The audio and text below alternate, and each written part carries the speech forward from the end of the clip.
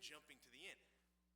Thematically, I'd be talking about him being a general or him being a leading officer and his bravery.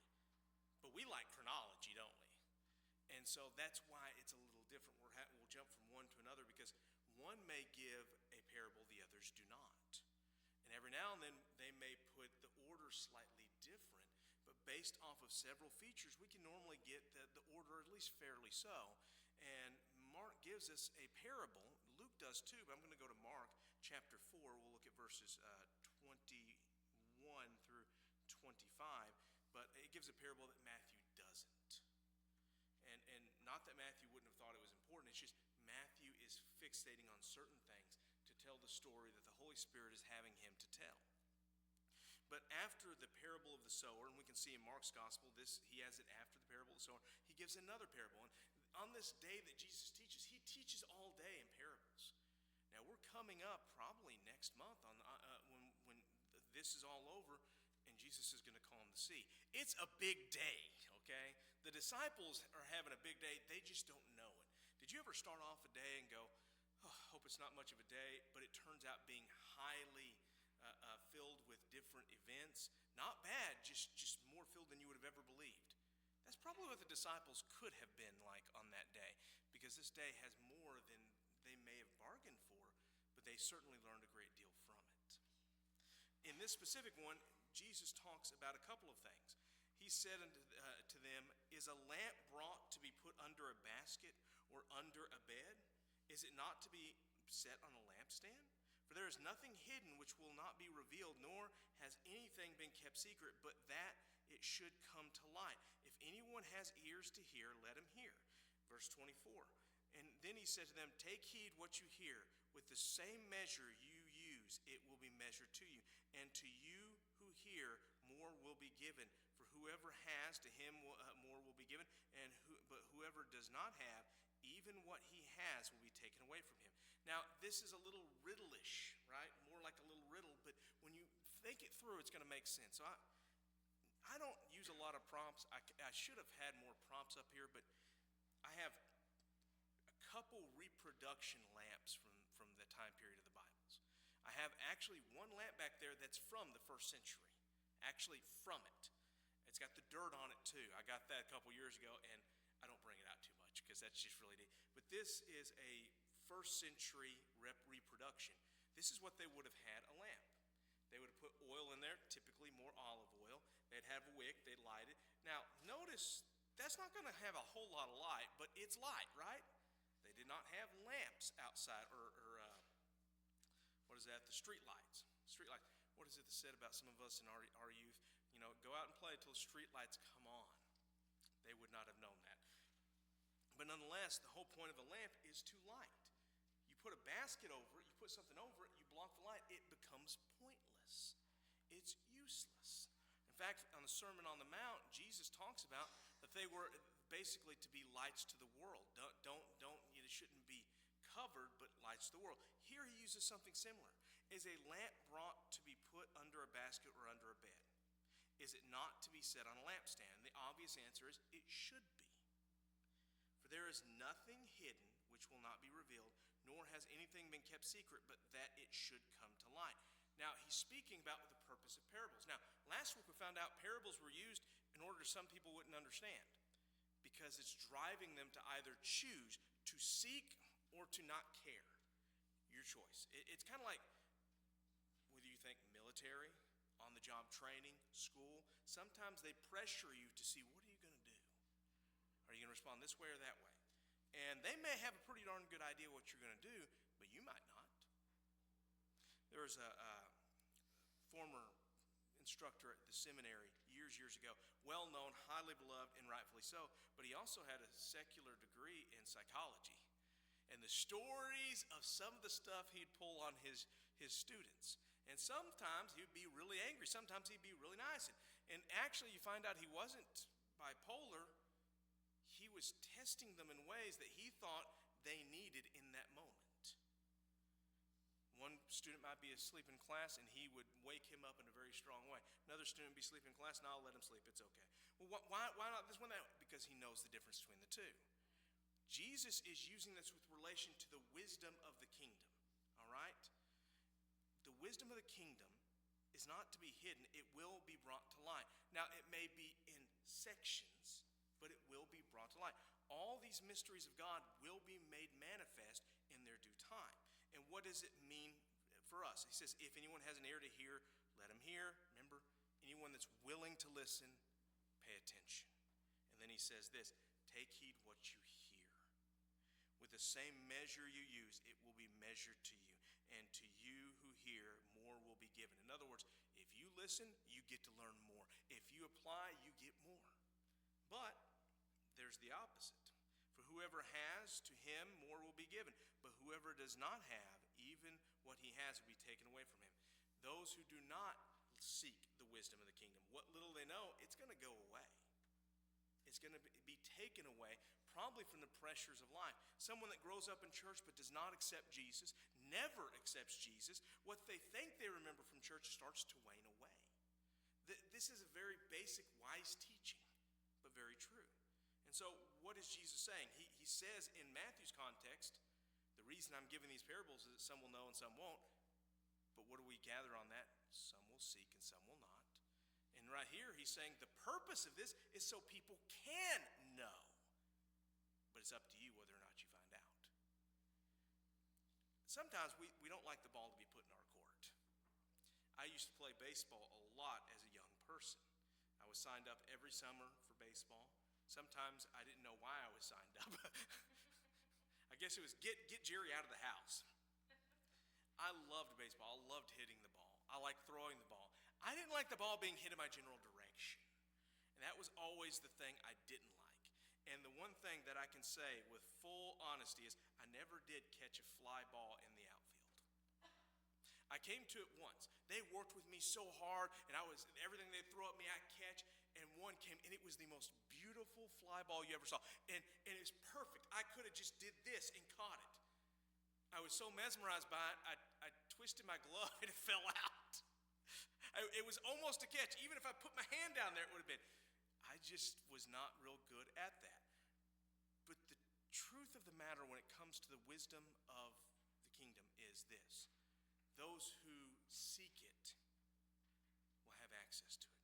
Those who ignore it, what wisdom they have, will go away naturally.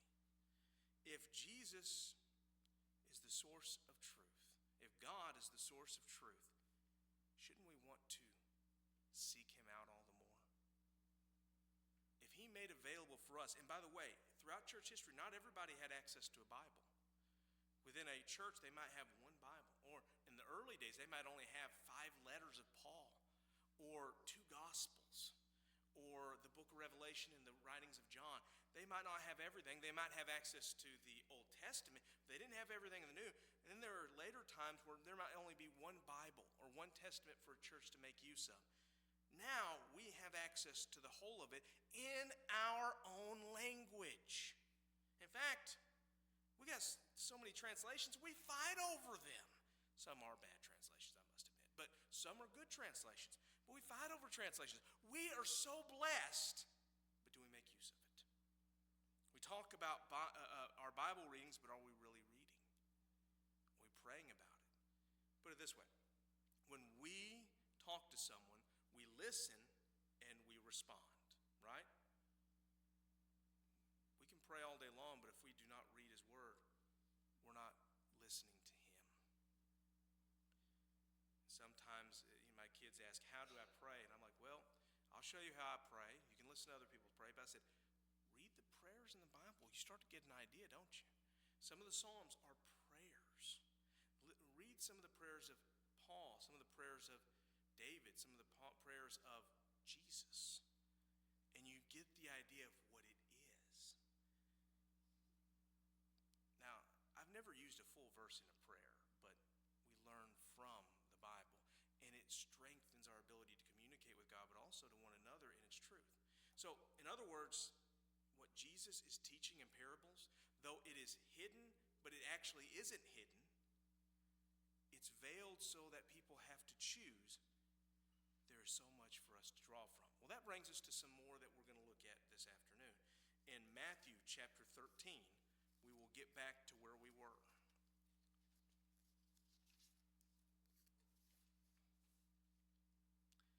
it's verse 24, Sister Liz. Verse 24, and we're going to go through verse 43. We're not going to finish all of them today. There's more than we have time to go through, more than I'm willing to take of your time, let me say that. But I also don't want to throw it all out there because we need some of it to sink in. Does that make sense? And let me tell you something. I was big into math as a kid. I never did take trigonometry, but I liked algebra okay. I love geometry. I can't remember any of it now. But I'll say this, if you'd have thrown most of it at me in one afternoon, none of it would have stuck. You've got to let some of it digest, so that way you can learn more. The same is true of the parables. After the parable of the sower and the parable we just looked at, we come to the parable of the wheat and the tares, and then we have 3 parables after it, and then the explanation of the wheat and the tares. There's something to that. So we're going to have the wheat and the tares, but we're going to have stuff in between it.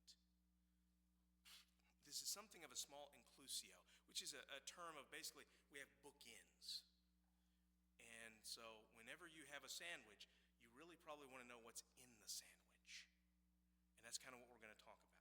So let's look at this parable, verse 24 through 30. Another parable he put forth to them, saying, the kingdom of heaven is like a man who sowed good seed in his field. But while he slept, his enemy came and sowed tares among the wheat and went his way. But when the grain had sprouted and produced a crop, then the tares also appeared. So the servants of the owner came to him, Sir, did you not sow good seed in your field? How then does it have tares? He said to them, an enemy has done this. The servants said to him, do you want us to then to go and gather them up? But he said, no, lest while you gather up the tares, you also uproot the wheat with them. Let both grow until the harvest, and at the time of the harvest I will say to the reapers, first gather together the tares and bind them in bundles to burn them, but gather the wheat into my barns. Now, they probably had some cultural ways of thinking of this as far as why an enemy would do this. I can only surmise. I'll give you 2 solid options. It could be the instance of 2 neighboring countries at war with each other, and one thing you would want to do is hurt your enemy by messing with their food supply. That's feasibility. Another one would be perhaps a competitive neighbor who also farms, and he wants to have the best prices. If you lower the amount that someone else can also bring to market, you get to jump up the prices that you can sell it for. All right? Higher demand, lower quantity, higher prices. All right? Those are 2 instances I could think of, but I don't know fully. The point of the matter is he has an adversary who's causing him trouble. He goes out and he sows good seed. He sows wheat. But the enemy, the adversary, comes in and sows tares. All right? These look like wheat at first, but they are not wheat. And you might be able to distinguish them, but you might miss it out too. And we're not talking about being able to bunch up as much as our farmers are able to today. The amount of bushels they can get out of fields today is far more than they could do 120 years ago, right? That being said, think of their time as well. And so, there's a lot that goes into this. And so when Jesus mentions this and he lays out this story, people automatically are making cultural connections. They are able to see the concepts of why this would be bad. And they might even, hearing this, be getting angry, not at Jesus, but at the enemy in the story. Jesus likes that emotion of hearing it because they are engaged in it. But instead of just giving the explanation, remember, they're supposed to seek it out. They're supposed to make the connections. Then he gives 3 more parables in rapid fire. Another parable he put forth to them, saying, the kingdom of heaven is like a mustard seed, which a man took and sowed in his field, which indeed is the least of all the seeds. But when it is grown, is greater than the herbs, and becomes a tree, so that birds of the air come and nest in its branches. Another parable he spoke to them, the kingdom of heaven is like leaven, which a woman took and hid in 3 measures of meal, till it was all leavened. All these things Jesus spoke, and I said 3, there's 2, and then he explains parables. Jesus spoke to the multitude in parables without a parable he did not speak to them, that it might be fulfilled which was spoken by the prophet, saying, I will open my mouth in parables, I will utter things kept secret from the foundation of the world. Now this still goes with what Mark's gospel says. These aren't hidden, but they are hidden. Now to us that seems like it's contradictory. But yet we say stuff all the time that almost sounds contradictory but we know what each other means by it. These are open for you to look at, but you have to put in effort. So what are these two parables that he mentions? You have a mustard seed. Now, it's a specific type of seed to them, and it's one of the smallest seeds. But when it grows, it doesn't grow to a small herb. It actually grows up to a pretty large bush, all right? And that's why the reference to a tree for them, big bush tree, something similar. The kingdom of heaven is like a mustard seed which a man took and sowed in the field, which indeed is the smallest of all seeds. But when it is grown, it's greater than the herbs and becomes a tree, so that the birds of the air come and nest in its branches. Now there are some that have made the connection that we've got to look at what each one of these things mean in this specific parable. And so the seed grows, and that's the kingdom of heaven. I think that's pretty accurate. Then they'll say the birds represent false teachers.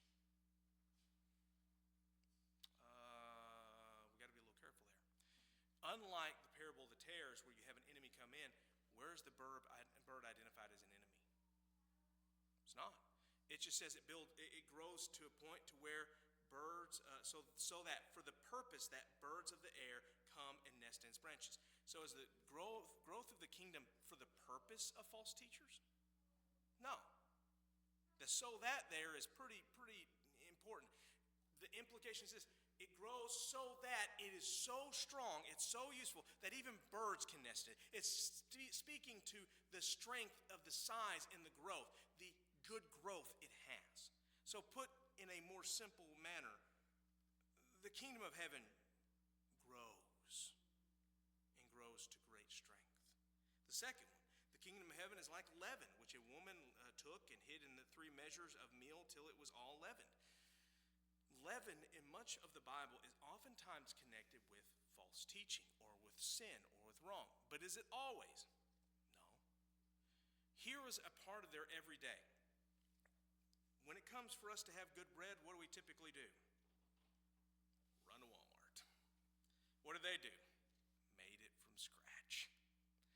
And I'm not speaking against us. It's a different time, so we have to consider that. They would actually have to get their dough ready. But they not only had to do that, but if they just did that right there, they would have unleavened bread. So it's not going to grow very large. And theirs didn't grow super big, but it did grow to about like this size. And bread was very important to them because they would oftentimes use it with dishes that were like soups or kind of like dips. So they would break it, they would use it, they would dip it in there. I saw a thing on, of all places, Facebook. Made me laugh. For a little while there was apparently somebody was using AI and to show what some of the meals for people in history would have been like. And I noticed a lot of them had people eating soup and dipping their bread in soup. Might I remind you, sandwiches did not come around until much later. They're close to a modern invention. That's a little different for me and you, isn't it? So what's the point? If it's thinner, there's not as much you can dip it into. You can't sop it up. You might be able to get something on it, but it can't sop up. So you would want to leaven it so it would spread out. The typical thing they would do is, in order for it to ferment in that way a little bit, they would keep some of the dough that they had made that day and leave it to the side. And by the next day, it was a form of leaven. And so they would enter that into the new dough and keep out some of the new dough over to the side, so that way they had leaven each day for the purpose of growing it. So each day they leaven their lumps. That's not necessarily sin. So what's the concept here? It's growing. So why does this matter? Within the parable, the first parable of the wheat and the tares, we have a farmer planting seed, and yet an enemy comes and plants bad seed in there. And what is the point at the end? There will be a difference because it'll all grow up and we will get through it. So what's the point here? The kingdom of heaven is going to grow. Just as there will be a judgment at the end, the kingdom of heaven will grow. Those who have put their faith in Jesus Christ, those that grow into the kingdom, it will be a growth throughout the millennia. By the way, they started out being a very small group indeed, didn't they? They did grow rapidly. One scholar said this I found most interesting. He said, we like to think of the early church in the first century being humongous, and comparatively they were big.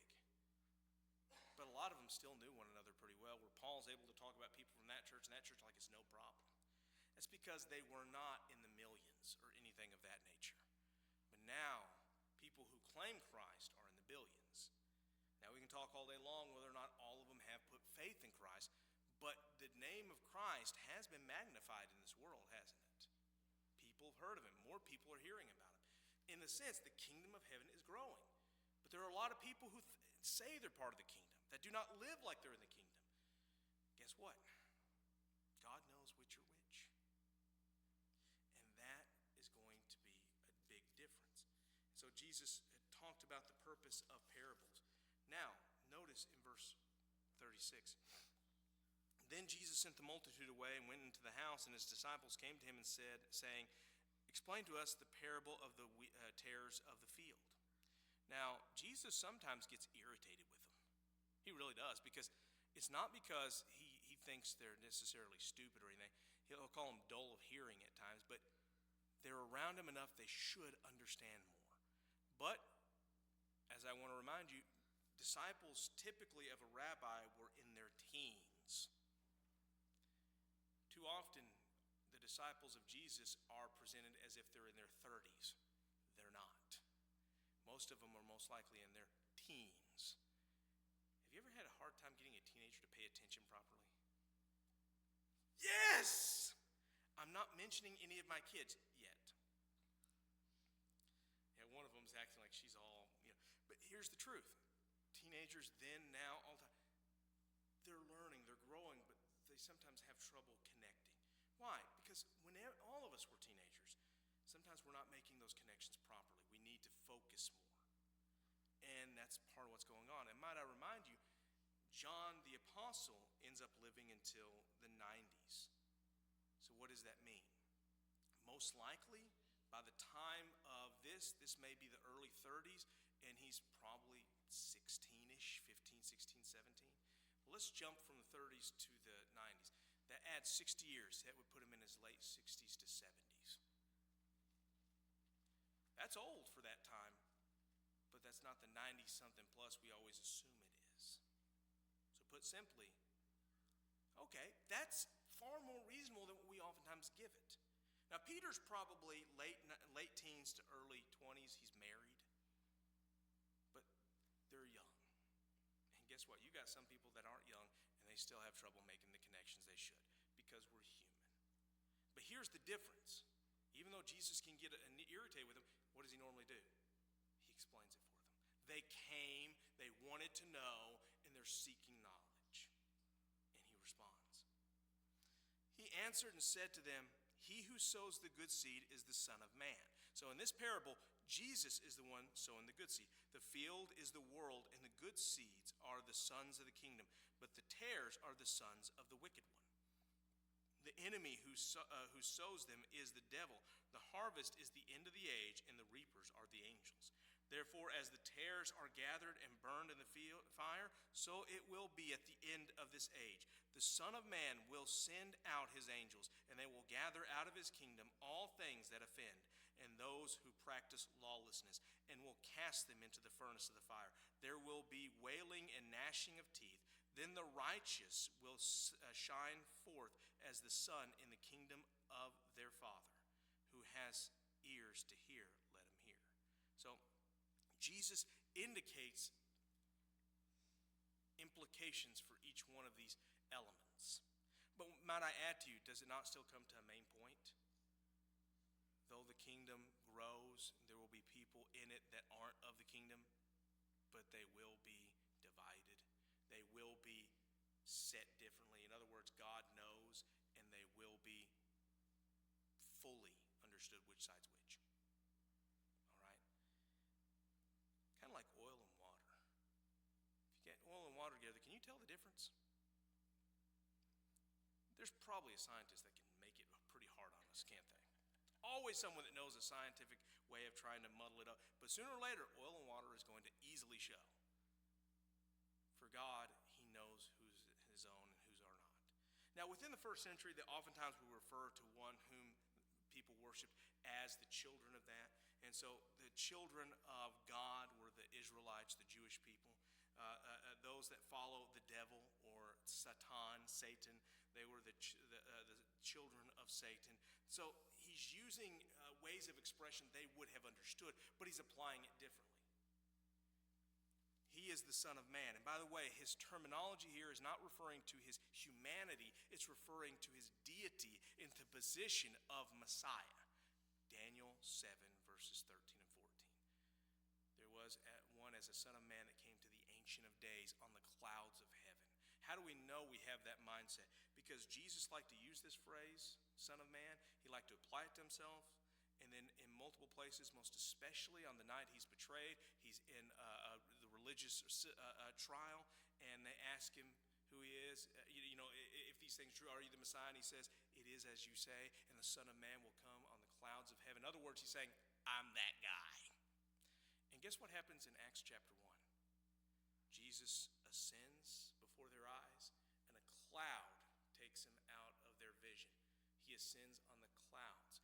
A visual that would make it without a doubt who he claimed to be, who he was believed to be, and who he actually was. So yeah, Jesus is saying this is him. He gives the word, he gives the word. The field is the world, the good seeds are the sons of the kingdom. Now we can put it this way. The gospel or the good news is going out and people are saved and they are the children of the kingdom. But as we know, the tares are the sons of the wicked one. The enemy who sowed them is the devil. The harvest is at the end of the age, and the reapers are the angels. So the other elements are in view here. There is an understanding that when we come to the Olivet Discourse, chapter, I think, 23, 24 of Matthew, when we go to Revelation, there's an end time portion in view where you have two types of people. Those that belong to God and those that are opposed to God. And I have heard it said, what about those that aren't either? It's kind of presented that you're either or, all right? One of the questions I've heard, and I think we've all asked, well, in Revelation you have the mark of the beast. Does the mark of the beast make you unsaved? And I'm going to go ahead and tell you right now, no.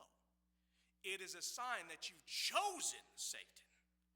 You've made your final decision. That's the reason you get the mark. All right? No physical mark changes your soul, but there are attitudes and actions that can show your soul. So anyone who has the mark of the beast, they are damned, is what it implies. Why? They've made their decision. They've made a decision they are unwilling to change from. They're like Pharaoh, and that's not a good sight. They're like some of the religious leaders that we see in the narrative of Jesus, because what happens? They see proof after proof after proof after proof, evidence from the Roman guards, evidence from here, evidence from there. And even though they know what this means, they refuse. That's a final decision. All right? So, no, the mark of the beast does not make someone unsaved. The unsaved who who are determined to follow Satan choose the mark of the beast because it shows who they really are.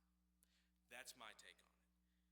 But what we see is, whether you read in Revelation 19, whether you read in the Olivet Discourse, there is the clear understanding of the separating and the harvest. Now we know it's going to be a war. Will we be here during that war? I don't know. There's a lot of disagreement over the rapture. There's a lot of disagreement over whether or not some of us would even be alive. Let me tell you what I think is important for us to understand. Two things. Number one, as we look for the coming of Christ, let us work for Christ. Number two, as persecution comes, let us not be deterred by persecution, but resolved to do the work of Christ. Let's keep those in mind. But there will be a separating. There will be a harvest of sorts. And that's what Jesus is talking about. With the other two parables, he makes the point. The and it's going to grow to great heights. And by the way, you read in Revelation, it grows even further.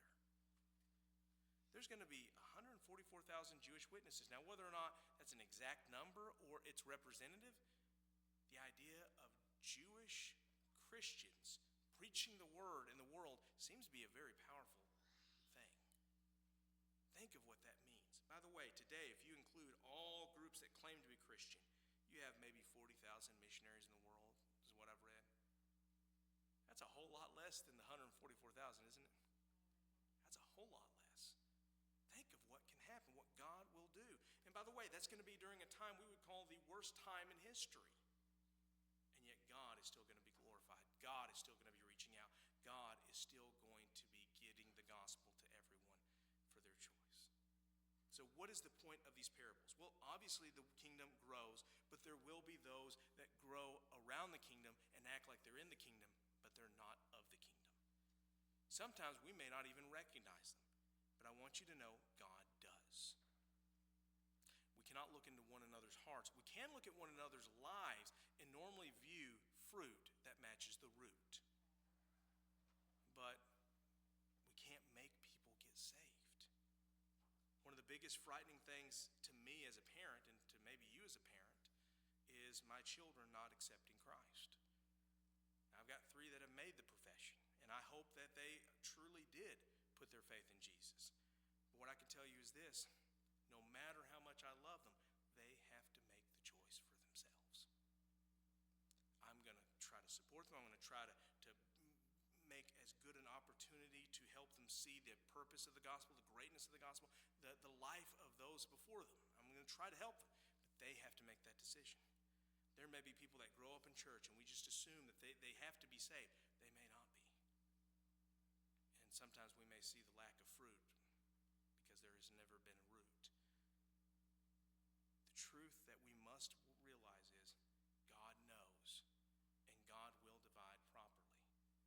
No one will be going to hell or the lake of fire that is not someone who chose that. But the kingdom grows.